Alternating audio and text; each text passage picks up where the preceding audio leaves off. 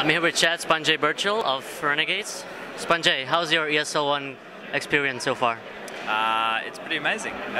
We had an alright group stage, I guess. A bit disappointed with not getting through, but being here at the main event, even though we're not competing, it's amazing. Seeing all these Counter-Strike fans here just for Counter-Strike, it's great. Let's talk about the group stages.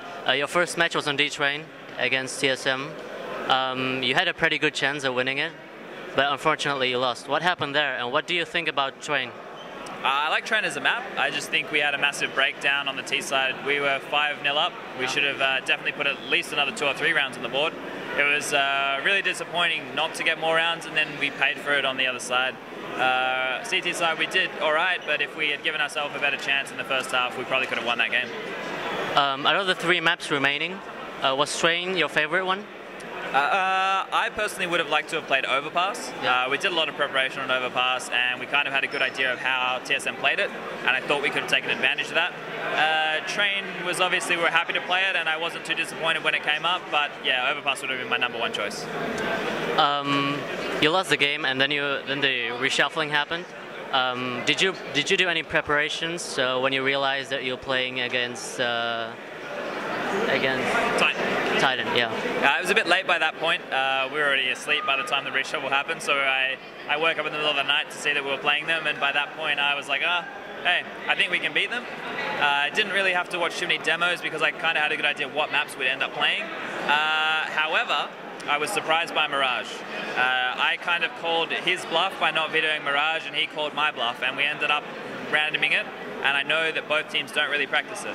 So we ended up playing a map that both teams probably weren't as prepared on as we could have been, and it worked out in our favor. So we're pretty lucky in that regard.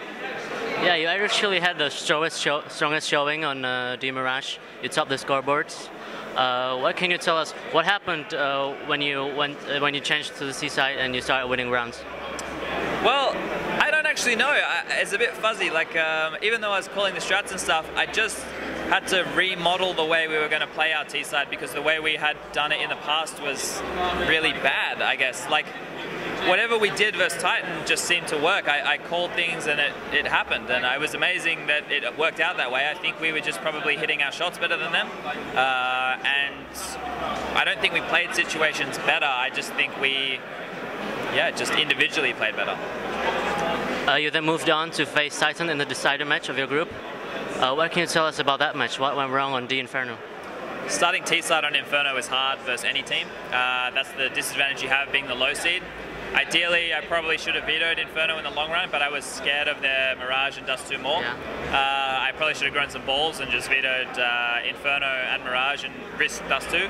The other 2 maps that were left to play against, I was happy with. It just really sucked to get Inferno, and getting put up against that aggressive no-respect style, which I stupidly mentioned before our match,